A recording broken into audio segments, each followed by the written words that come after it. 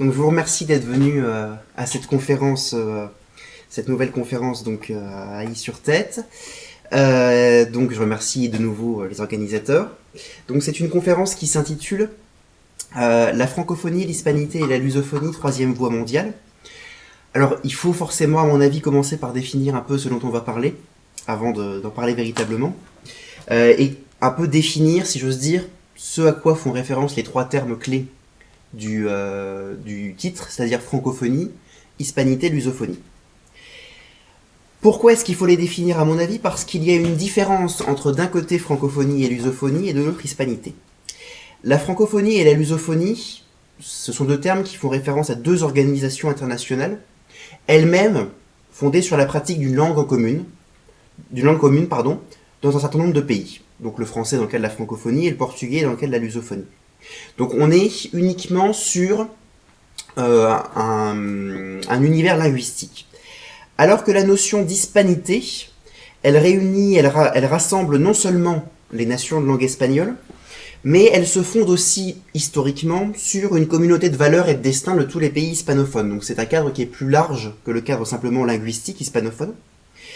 Et cette communauté de valeurs et de destin, je trouve qu'elle est très bien illustrée dans la devise d'une organisation qui s'appelle la SALE. La SALE, c'est l'association des académies de langue espagnole. Donc toutes les académies de langue espagnole dans le monde se sont réunies dans une organisation qui s'appelle l'association des académies de langue espagnole. Et la devise de cette organisation, c'est una estirpe, una lengua, un destino, donc une lignée, une langue, un destin. Et je trouve que ça résume bien le propos originel de ce que c'était l'hispanité, au moins au moment où le terme, la notion a été inventée. Ça va au-delà du linguistique simplement, et donc ça se fonde sur une sorte de communauté de valeurs et de destin. Alors évidemment, ni la francophonie ni la lusophonie ne sont complètement dénuées d'aspects un peu plus idéologiques ou philosophiques entre guillemets. C'est pas simplement une réunion de pays qui parlent la même langue, mais aussi une réunion de pays qui essaie de promouvoir une vision du monde. Mais il n'y a vraiment que l'hispanité dans ces trois termes, lusophonie, hispanité, francophonie. Il n'y a vraiment que l'hispanité qui, dès sa naissance, à la fin du 19e siècle et au début du 20e siècle, se soit constituée de façon consciente et réfléchie comme un socle de valeurs communes, simplement au-delà de la langue espagnole. Alors, à l'époque, l'une des valeurs communes de l'hispanité, c'était le catholicisme, ce qui aujourd'hui est un peu passé de mode, mais c'est vrai que le catholicisme était une des valeurs qui fondaient un peu l'hispanité. On retrouvait cette notion d'hispanité donc chez des écrivains comme Miguel de Unamuno, qui est mort en 1936, ou bien chez un penseur catholique comme Zacarías de Vizcarra, qui est vraiment l'un de ceux qui a le plus contribué à donner corps à l'hispanité. Et donc, c'est un peu ce contexte de naissance de la notion d'hispanité entre la fin du 19e siècle et le début du 20e siècle qui a structuré aussi la vision de ce que c'est que l'hispanité. Non seulement une réunion de pays parlant la même langue, mais pensant aussi avoir des valeurs ou en tout cas une vision du monde en commun.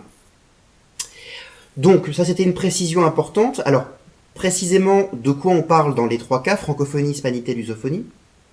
Donc, on va essayer de voir un petit peu ce que pèsent, entre guillemets, dans le monde aujourd'hui les trois blocs, le bloc hispanophone, le bloc francophone et le bloc lusophone. Et on va commencer par le bloc lusophone, par les pays de langue portugaise. Alors aujourd'hui, la lusophonie, elle regroupe 9 pays, en Europe bien sûr le Portugal, en Amérique le Brésil, en Afrique, le Cap-Vert, la Guinée-Bissau, la Guinée équatoriale, le Mozambique et Sao Tomé et Principe, et un pays en Asie qui est Timor oriental. Je ne compte pas Goa, Macao, etc., qui sont d'anciens comptoirs portugais. Petite précision, donc j'ai cité dans les pays africains lusophones la Guinée équatoriale. Officiellement, la Guinée équatoriale, elle est lusophone, francophone et hispanophone. Mais dans les faits, la seule langue européenne qui y soit pratiquée, c'est l'espagnol, la langue de l'ancien colonisateur, même si le portugais et le français jouissent d'un statut officiel. Alors combien ça représente de personnes à peu près la population lusophone dans le monde?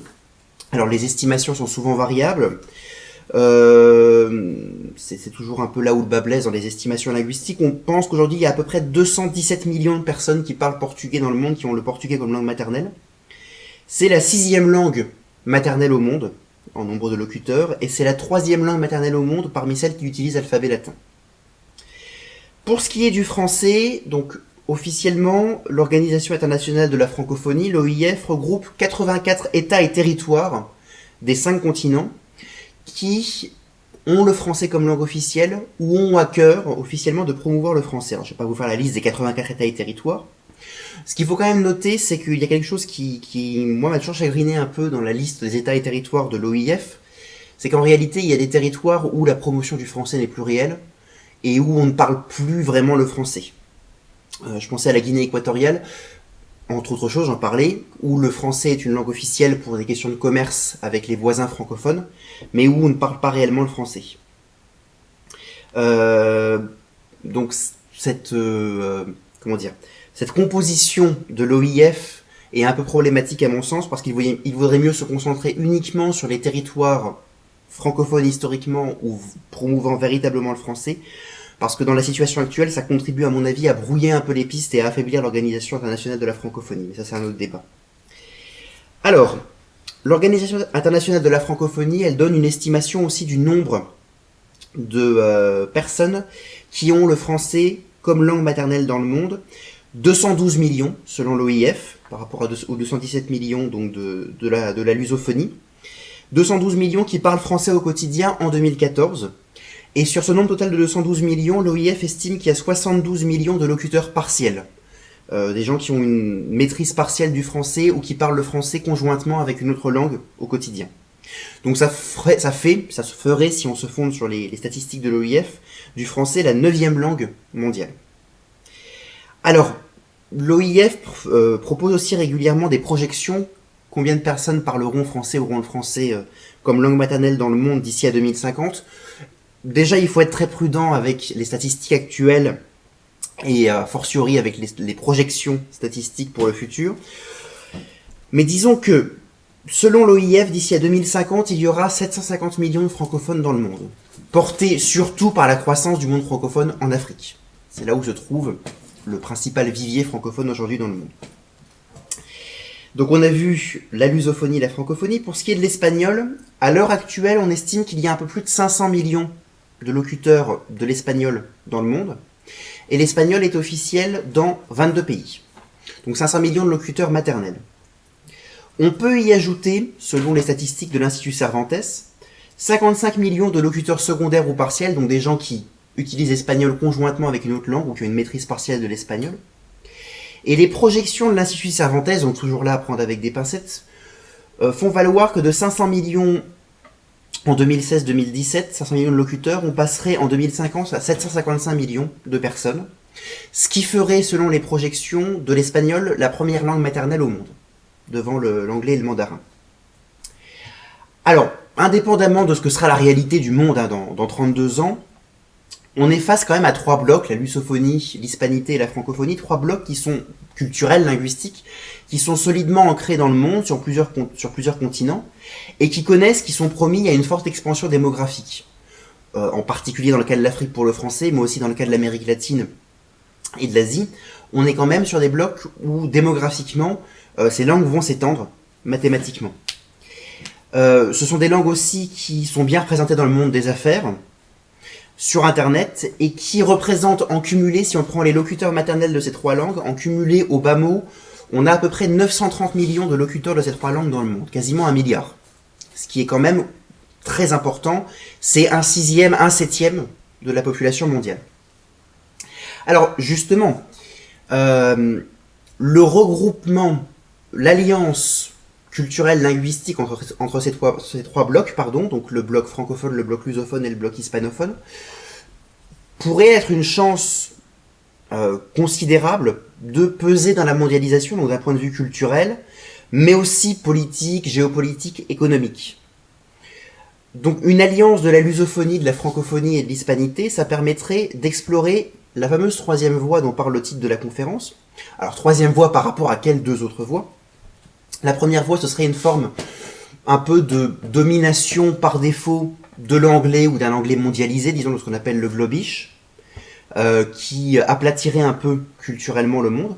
Et de l'autre, ce serait des tentatives isolées, de la part de blocs culturels qui ne se coordonneraient pas, de combattre un peu l'hégémonie de l'anglais dans le monde. Donc la 3e voie, ce serait ni la domination d'un anglais mondialisé, ni des tentatives isolées, mais une sorte de regroupement de la lusophonie, de la francophonie et de l'hispanité.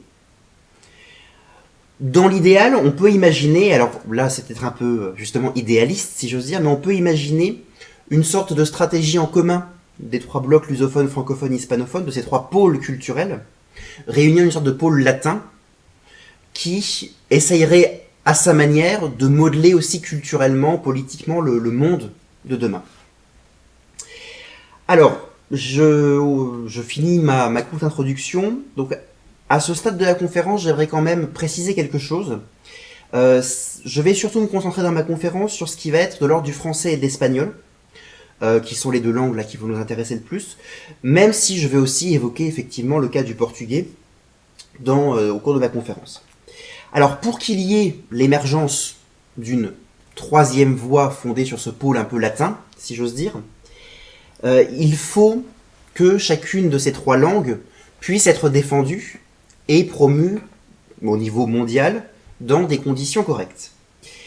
Et je pense que de ce point de vue-là, pour la défense de la langue française dans le monde, et ce sera l'objet de ma première partie, on ferait bien de s'inspirer un peu de ce qui est fait justement concernant la défense de l'espagnol, notamment par l'Espagne elle-même. Alors, justement, parlons de cet exemple de la défense de l'espagnol dont pourraient s'inspirer les autorités, notamment culturelles françaises. On est dans une situation qui est un peu paradoxale à cet égard. Pourquoi paradoxal ? Parce qu'il peut sembler un peu surprenant de parler d'un exemple espagnol dans la défense de la langue de Cervantes, alors que si on se cantonne aux aspects purement financiers, la France consacre beaucoup plus de moyens financiers à la promotion du français dans le monde que l'Espagne ne le fait à la promotion de l'espagnol dans le monde. Financier et matériel, on va dire. Quelques chiffres pour s'en convaincre. Aujourd'hui, il y a à peu près 800 alliances françaises dans le monde, ce qui est quand même un chiffre considérable. Donc les alliances françaises sont des fondations non lucratives, mais privées, parrainées par l'État mais privées. Il y a 100 instituts français, donc la publique dans le monde, qui eux-mêmes disposent de 128 antennes supplémentaires sur la planète.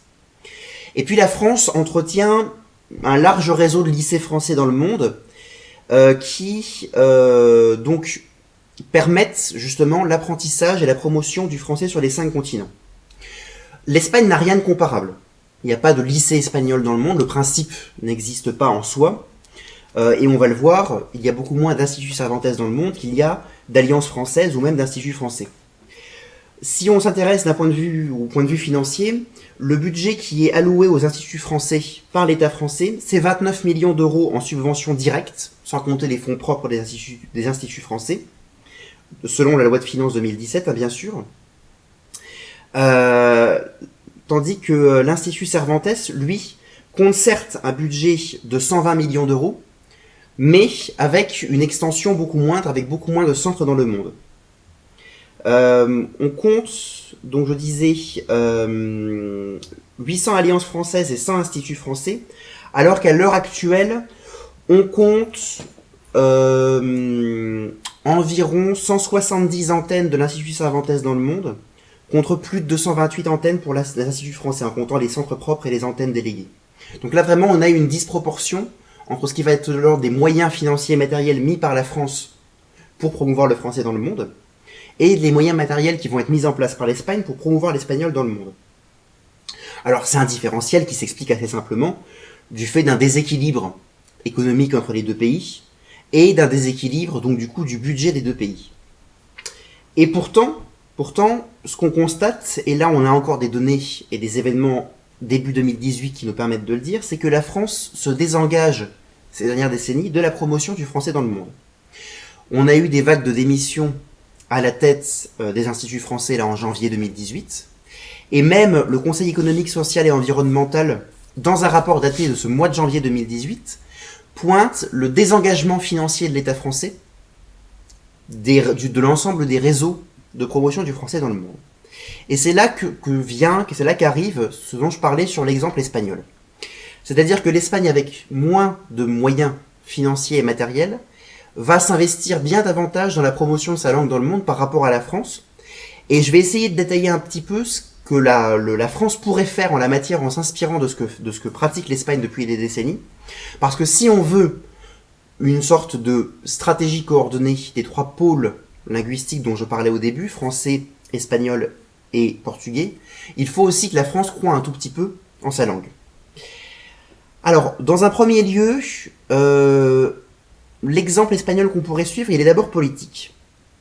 Je le disais, en dépit des différences matérielles et financières qu'il y a entre les deux pays, et dans la promotion des langues des deux pays, l'Espagne a une longueur d'avance dans la défense de l'espagnol par rapport à la France avec le français. D'abord, on peut souligner que les plus hautes instances politiques espagnoles s'impliquent fortement dans la promotion et dans l'illustration de la langue de Cervantes, aussi bien à l'intérieur qu'à l'extérieur des frontières de l'Espagne. Alors, même si on laisse de côté les grands discours très grandiloquents, les grandes déclarations, les autorités politiques espagnoles, en fait, accompagnent la diffusion de l'espagnol dans le monde depuis les années 70 et surtout depuis les années 80, parce qu'elles considèrent que la langue espagnole est un atout, un actif de tout premier ordre pour l'Espagne. Les différents acteurs politiques espagnols, principalement les acteurs étatiques, ont organisé et participent régulièrement à des réunions d'ampleur planétaire ou à des manifestations politiques concernant la langue espagnole, depuis l'époque, on va dire, notamment du président du gouvernement socialiste Felipe González, donc depuis 1982.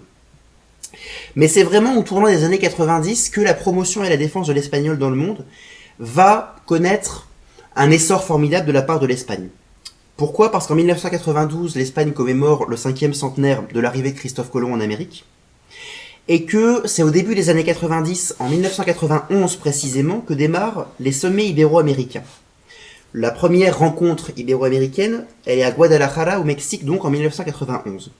Alors les sommets ibéro-américains, comme l'indique leur nom, réunissent les représentants des pays de la péninsule ibérique, ainsi que de leurs anciennes colonies d'Amérique. Donc on n'est pas uniquement sur les pays hispanophones, mais quand même. Alors ces congrès ibéro-américains connaissent une fortune et un succès variable en fonction de l'époque. Ils ne sont pas tournés spécifiquement vers la promotion de l'espagnol, mais malgré tout, ils traduisent l'implication des autorités espagnoles dans la défense et l'illustration de ce qui va être l'hispanité. Et puis également un peu de la lusophonie, puisqu'on a le Portugal et le Brésil. Alors ces sommets, ils sont organisés précisément par ce qu'on appelle le CERIB, le Secrétariat Général Ibéro-Américain, dont le siège est à Madrid. Et l'importance de ces sommets est quand même réelle en Espagne, c'est certain, notamment parce que le secrétaire général ibéro-américain qui chapeaute un peu ces sommets et l'ensemble de l'organisation, c'est une personnalité qui intervient régulièrement dans le débat public espagnol et qui est régulièrement invité à toute une série d'actes officiels au niveau politique, culturel, etc.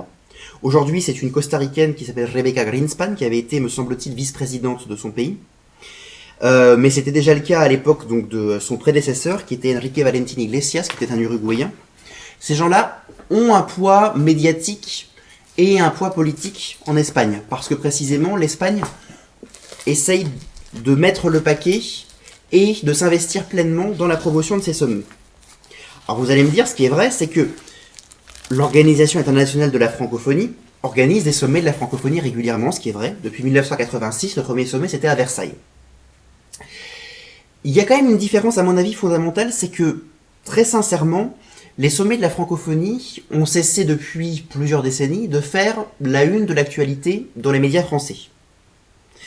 Par exemple, je me demande qui, en se contentant de lire les grandes unes de journaux et de regarder les journaux télévisés, qui a entendu parler du dernier sommet de la francophonie en date qui avait eu lieu à Madagascar, en Antananarivo, en 2016.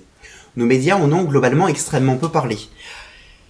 La différence, c'est la différence justement avec les sommets ibéro-américains, c'est que, en dépit de la fortune très diverse qu'ils ont connue au fil des années, ils continuent d'être un objet d'intérêt de la part des médias espagnols, en particulier évidemment, mais pas seulement, en particulier quand c'est l'Espagne qui les accueille. La dernière fois c'était en 2012 à Cadiz.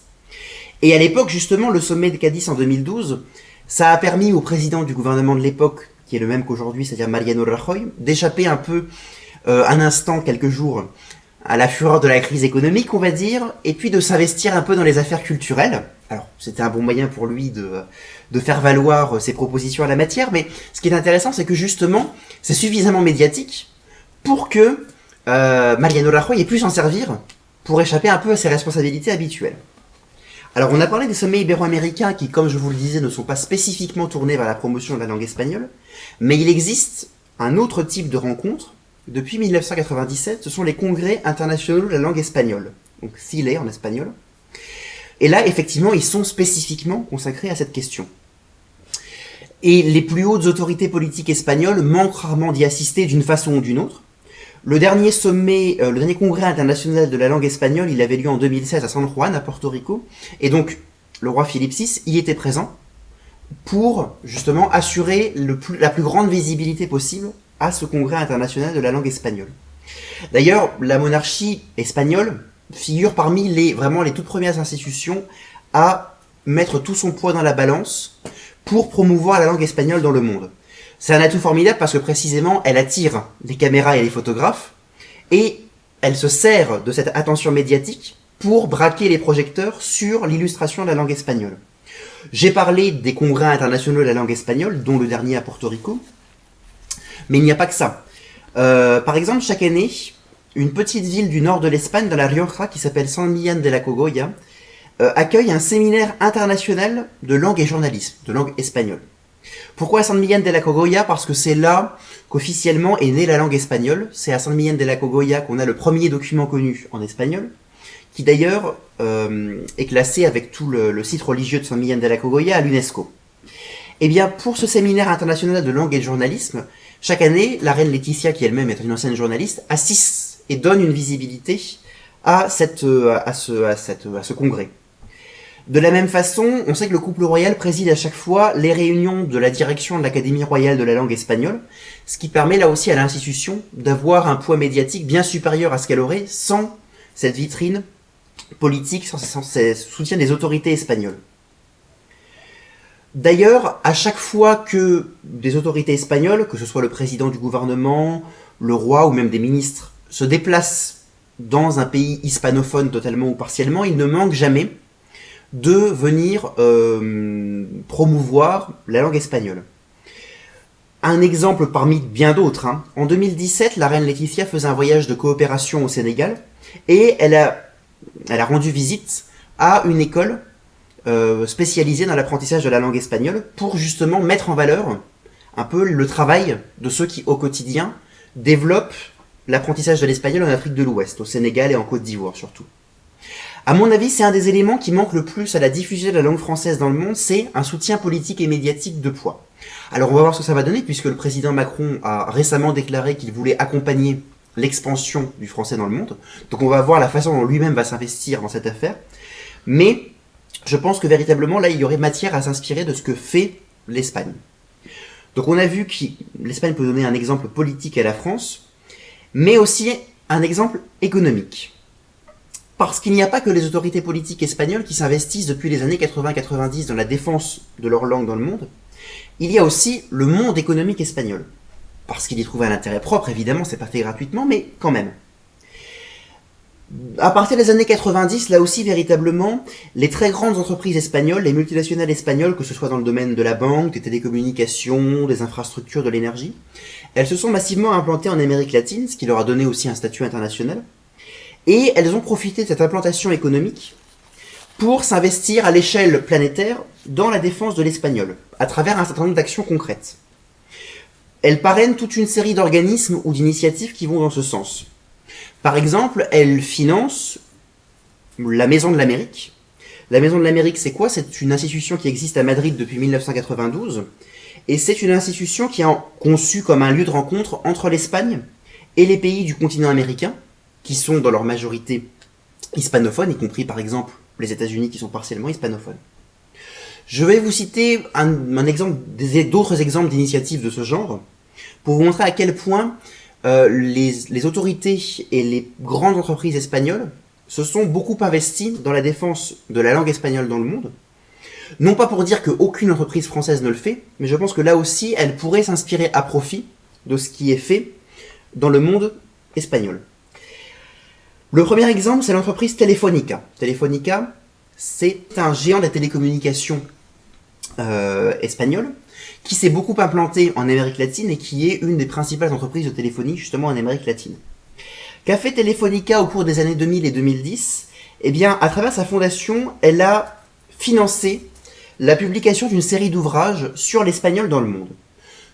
Sur l'espagnol en général, son implantation dans le monde, mais aussi sur son importance dans le monde des affaires, sur son avenir aux États-Unis, sur sa place dans l'espace virtuel, sur sa place dans la recherche scientifique, etc. Il y a aussi une grande banque, la deuxième banque espagnole, BBVA, qui a œuvré très concrètement pour la promotion de l'espagnol. Elle a fondé avec l'agence de presse EFE une fondation qui s'appelle la Fondation de l'Espagnol Urgent, Fundeu, en partenariat aussi avec l'Académie royale de la langue espagnole. Alors qu'est-ce que c'est que cette Fondation de l'Espagnol Urgent ? La Fondation de l'Espagnol Urgent, c'est avant tout un site internet qui cherche à promouvoir l'usage correct de l'espagnol dans la vie quotidienne et en particulier dans les médias, que ce soit dans la presse écrite, sur internet ou dans les médias télévisuels.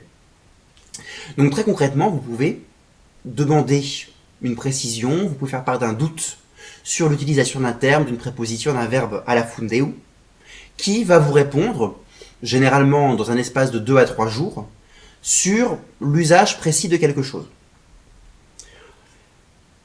On peut aussi citer, comme autre initiative concrète, l'ensemble des manifestations qui vont se dérouler pour le 8e centenaire de l'Université de Salamanque, qui se déroule en 2018. L'Université de Salamanque, c'est la plus ancienne université hispanophone au monde, et c'est un des grands foyers d'apprentissage de l'espagnol en Europe. Salamanque est un peu réputé justement pour l'apprentissage de l'espagnol comme langue étrangère. Et ce sera aussi l'occasion là pour beaucoup d'entreprises privées espagnoles d'apporter leur pierre à l'édifice. Comme je le disais, c'est évidemment pas gratuit, c'est que ces grandes firmes espagnoles ont bien compris qu'il allait aussi de leur intérêt de favoriser l'apprentissage de l'espagnol dans le monde, que ce soit par le biais de l'Institut Cervantes dont je parlais tout à l'heure, ou d'autres organismes. Comme je vous le disais, il y a à peu près entre 500 et 550 millions de personnes qui parlent espagnol dans le monde, que ce soit comme une langue maternelle ou comme une langue secondaire. C'est la deuxième langue des affaires dans le monde, derrière l'anglais, d'ailleurs selon les études qui ont été faites grâce à Telefonica. C'est la troisième langue, l'espagnol, la plus présente sur Internet. Et c'est la deuxième langue la plus présente sur les réseaux sociaux. Et la deuxième langue, de fait, aux États-Unis et au Brésil. Donc pour les entreprises hispanophones, pour les entreprises d'Espagne, il est extrêmement intéressant de favoriser l'apprentissage de l'espagnol parce que c'est un marché d'avenir, parce que c'est un formidable atout pour le développement même économique de ces firmes. D'ailleurs, on constate qu'il n'y a pas que les autorités politiques et économiques espagnoles qui pensent que le monde économique hispanophone est appelé à un grand avenir. À la fin de l'année 2017, il y a le British Council, qui est chargé de la diffusion de la culture britannique dans le monde, qui conseillait aux citoyens et aux entreprises britanniques de se mettre en priorité à l'espagnol pour profiter au mieux, justement, des opportunités de la mondialisation. Donc je pense qu'en France, il manque une stratégie plus globale d'accompagnement économique de la langue française, parce que certes, on a des partenariats de ce type qui existent au niveau privé, mais il n'y a pas d'opération d'ampleur comparable par rapport à ce qui se fait en Espagne. Il y a autre chose, à mon avis, qui nous manque en France, et là c'est quelque chose qui est beaucoup plus profond encore que l'accompagnement politique et économique du français, c'est ce que j'appellerais le décentrement du français. Qu'est-ce que je vais expliquer par là ? Il est vrai que l'Académie française s'est ouverte, ces dernières décennies, à la langue française telle qu'elle se parle dans d'autres pays, principalement la Belgique, la Suisse et le Canada. Mais, à mon avis, l'Académie française, comme bien d'autres institutions culturelles françaises, conserve une attitude, une tendance, une mentalité qu'on pourrait un peu résumer de la façon suivante. Certes, le français est parlé dans d'autres pays que la France, mais la France est la véritable propriétaire du français. Et je pense que ça, c'est une mentalité à changer très profondément, parce qu'en réalité, la France n'est pas la propriétaire prioritaire, exclusive, principale du français. Le français, il est la propriété de tous ceux qui parlent le français. Et là, la France n'est pas seule dans le monde, bien évidemment. Le français, on le parle aussi sur le continent américain, sur le continent asiatique, en Océanie, et principalement sur le continent africain. Et je pense donc que les grandes zones francophones dans le monde ne sont pas assez sollicitées par la France pour promouvoir le français. Or, c'est un peu tout le contraire qui se passe outre-Pyrénées. Je parlais de l'Académie française, je vais parler de l'Académie royale de la langue espagnole, donc la RAE, qui a été fondée en 1713 sur le modèle de l'Académie française. D'ailleurs par un roi d'origine française, Philippe V, qui était le premier Bourbon d'Espagne. Elle s'est fondée donc sur un modèle français, et pourtant, assez rapidement dans son histoire, à partir du XXe siècle en tout cas, elle a compris que l'espagnol n'était pas la propriété de l'Espagne, que l'Espagne n'était pas le centre du monde hispanophone, et qu'au contraire, il fallait valoriser l'existence d'autres régions, d'autres pôles hispanophones dans le monde. Alors, qu'est-ce qu'elle a fait pour ce faire? Qu'est-ce qu'elle a décidé? Eh bien, elle a décidé, dans le dictionnaire qu'elle rédige, un peu à l'image de l'Académie française, elle a décidé de mobiliser des linguistes et des lexicographes venus de l'ensemble du monde hispanophone, de façon beaucoup plus systématique que l'Académie française. Alors, il faut dire aussi que l'Académie royale de la langue espagnole est un tout petit peu plus réactive que l'Académie française, parce que l'Académie royale de la langue espagnole a publié, en 300 ans d'existence à peu près, 23 éditions complètes de son dictionnaire, alors que l'Académie française, pour 380 ans d'existence à peu près, en a publié 8. Bon, je pense qu'il y a un problème de réactivité aussi, mais ça c'est un autre débat. Donc véritablement, la RAE, l'Académie royale de la langue espagnole, a mobilisé l'ensemble des hispanophones du monde. Pour ce dictionnaire, mais aussi pour d'autres ouvrages. Je pense par exemple à la grammaire de la langue espagnole, à son orthographe de la langue espagnole, ou à son dictionnaire panhispanique des doutes. Panhispanique, ça veut dire ce que ça veut dire, c'est-à-dire mobilisant l'ensemble des variantes de l'espagnol, ou en tout cas un nombre aussi large que possible des variantes de l'espagnol dans le monde. L'Académie royale de la langue espagnole, elle est aussi aidée dans cette tâche par un organisme dont je parlais dans l'introduction, qui est la SALE, l'Association des Académies de langue espagnole, qui a été fondée dès 1951, donc très tôt dans l'histoire du XXe siècle, et dont le siège est à Madrid, comme je le disais. La SALE, cette association, elle regroupe aujourd'hui 24 académies de langue espagnole dans le monde, qui correspondent donc à l'Académie espagnole, bien sûr, à l'Académie de chacun des pays hispanophones d'Amérique latine, y compris Porto Rico, même si Porto Rico n'est pas un pays à part entière.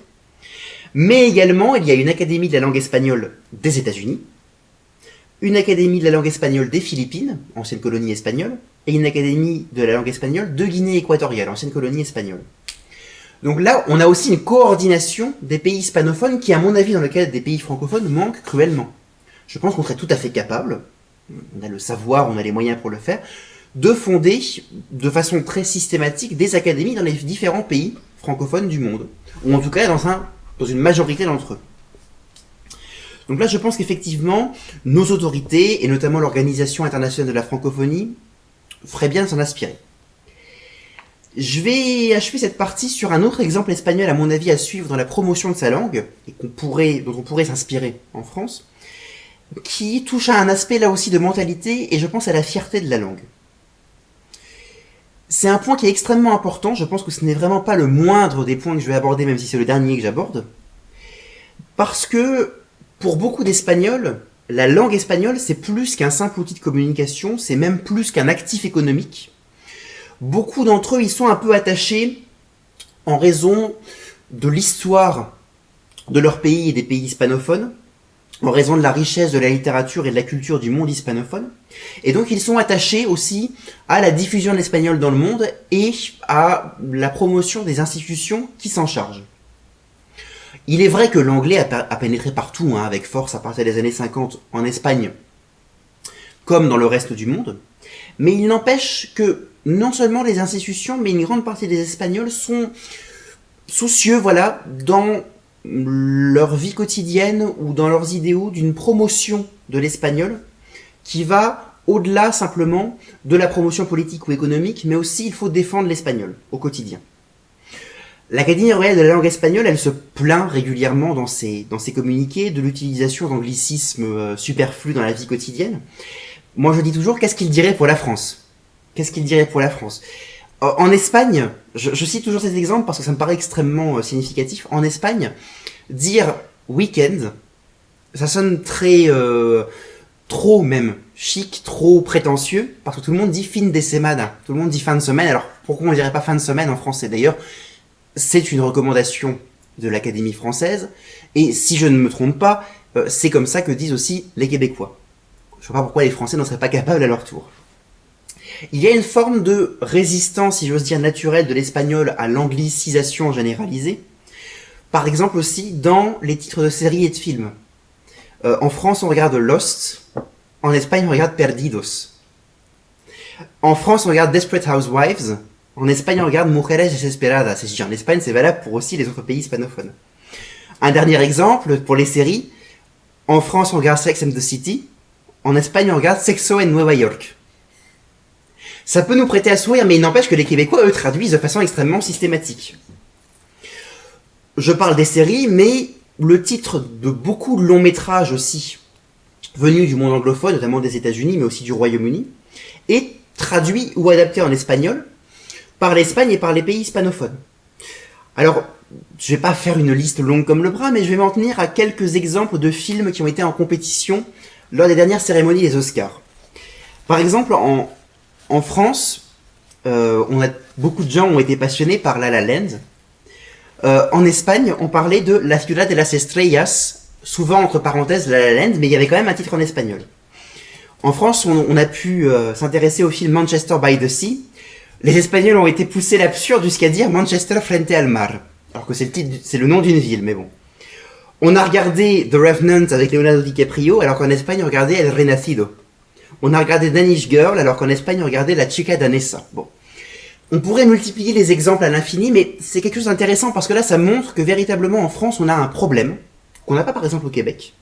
On a un problème aussi avec simplement la défense de notre propre espace culturel et linguistique du français. Il ne s'agit pas de dire qu'il faut chasser l'anglais, on peut apprendre l'anglais, mais les titres de films diffusés en France pourraient, peut-être pas dans 100% des cas, mais dans 60, 70, 80% des cas, être en français. Surtout qu'en réalité, le titre des films en anglais, la plupart du temps, ne dit rien aux Français, à la plupart des Français, et que parfois on pousse l'absurde jusqu'à mettre un autre titre anglais que le titre anglais original. Oui voilà, c'est l'exemple de Very Bad Trip. Quitte à mettre un titre autre que le titre original, autant mettre un titre français. C'est complètement absurde de mettre un autre titre anglais. Donc on peut se demander pourquoi est-ce qu'il n'existe pas en France, comme ça existe en Espagne mais aussi au Québec, une volonté quand même de préserver un peu le français dans son espace naturel, parce que si on ne préserve pas le français en France, on ne le préservera pas dans le reste du monde, c'est illusoire. Ça tient, je pense véritablement, à un sentiment d'appartenance qu'on a beaucoup moins en France qu'en Espagne par rapport à la langue et par rapport à l'espace mondial de notre langue. Il y a un exemple qui peut prêter à sourire, mais je pense qu'il est extrêmement important. Dans notre système scolaire en France, notamment dans le système secondaire, dans le système universitaire c'est un peu différent, mais dans le système secondaire, dans l'enseignement secondaire en France, combien d'auteurs francophones non français étudie-t-on ? Des auteurs belges, suisses, québécois bien sûr, mais aussi des auteurs africains, des auteurs haïtiens. Alors qu'en Espagne, il n'est pas rare du tout que les jeunes espagnols étudient des ouvrages d'auteurs hispanophones non espagnols, principalement latino-américains. Là, véritablement, je pense que en France, on a une réflexion à avoir, une réflexion collective sur justement la façon dont on veut envisager notre appartenance à un espace culturel et linguistique donné. Je pense d'ailleurs qu'on ne peut véritablement se sentir bien dans l'apprentissage d'une langue étrangère que si on se sent bien dans sa propre langue déjà et si on n'a pas de complexe par rapport à sa propre langue. Donc ça, c'était un peu une première partie pour essayer de voir quelles pistes pourrait développer la France pour justement davantage renforcer le français dans le monde et peser dans la mondialisation et le monde qui vient. Alors ma deuxième partie, cette fois-ci, va vraiment s'axer sur le pôle latin, la réunion, si j'ose dire, de la lusophonie, de la francophonie et de l'hispanité. Qu'est-ce que ces trois pôles pourraient faire? Quelles stratégies en commun ils pourraient mettre en place pour développer leur langue dans le monde et faire valoir une autre vision du monde que simplement le tout anglais, ou plus exactement le tout globish, c'est-à-dire une langue anglaise extrêmement appauvrie en plus. Je pense que il y a plusieurs pistes à creuser en la matière. La première de ces pistes, ça va être favoriser la pénétration des deux autres langues latines, l'espagnol et le portugais, dans notre pays. On sait évidemment que l'anglais domine en France comme langue étrangère, notamment dans l'apprentissage des langues étrangères, principalement dans les établissements scolaires, mais aussi dans les cours privés. Mais l'espagnol, c'est vrai, s'est beaucoup renforcé dans l'apprentissage des langues, notamment dans le secondaire, depuis les années 80. Au point qu'il est, en 2017, la langue la plus apprise comme LV2, comme langue vivante 2, dans les collèges et les lycées, de toutes les régions de France, y compris des régions frontalières d'autres pays comme l'Italie ou l'Allemagne, qui traditionnellement privilégiaient l'italien ou l'allemand pour des raisons de proximité. Alors, on a les chiffres pour la rentrée 2014, on sait que, donc, à la rentrée 2014, il y avait 2,6 millions d'élèves en France qui apprenaient l'espagnol, dans le système scolaire français, contre 837 000 pour l'allemand et 233 000 pour l'italien. Donc véritablement, l'espagnol s'est beaucoup renforcé. Je pense néanmoins qu'il existe encore des marges de manœuvre pour le développement de l'apprentissage de l'espagnol en France, notamment parce que cette langue est trop peu proposée encore en première langue vivante dans beaucoup d'établissements, et que le nombre de postes, par exemple, de professeurs proposés au CAPES ou à l'agrégation pour l'espagnol reste aussi très très bas, et artificiellement bas, je pense. Il s'agit dans beaucoup de cas de choix politiques, notamment parce qu'en France, on n'a pas envie de faire trop baisser l'apprentissage de l'allemand, et donc on le maintient, par exemple, dans les postes du CAPES et de l'agrégation, au-dessus de l'espagnol de façon systématique. Je pense aussi qu'on pourrait, au-delà de l'enseignement scolaire, on pourrait aussi en France favoriser l'implantation, en coopération avec l'Espagne, d'instituts Cervantes plus que ceux qui existent à l'heure actuelle. Pour le moment, il y en a un à Bordeaux, un à Lyon, un à Paris et un à Toulouse. On pourrait favoriser l'implantation d'instituts Cervantes dans davantage de villes de France, notamment parce qu'ils permettent de passer ce qu'on appelle le DELE, qui est le diplôme d'espagnol comme langue étrangère, qu'on passe sans délai si j'ose dire. Et puis de passer aussi le CIELE. Alors le CIELE, c'est encore autre chose, c'est un certificat d'espagnol qui a été mis en œuvre conjointement par l'Espagne et le Mexique. Parlons un peu du portugais, parce que là le constat est beaucoup plus cruel pour le portugais. En juillet 2016, celle qui était alors ministre de l'Éducation nationale, donc Najat Vallaud-Belkacem, a rencontré son homologue portugais, Tiago Brandão, afin de lancer une nouvelle coopération linguistique et culturelle entre la France et le Portugal, parce que cette coopération reste faible, alors qu'on a une importante communauté d'immigrés portugais qui s'est installée en France à partir des années 40-50, principalement.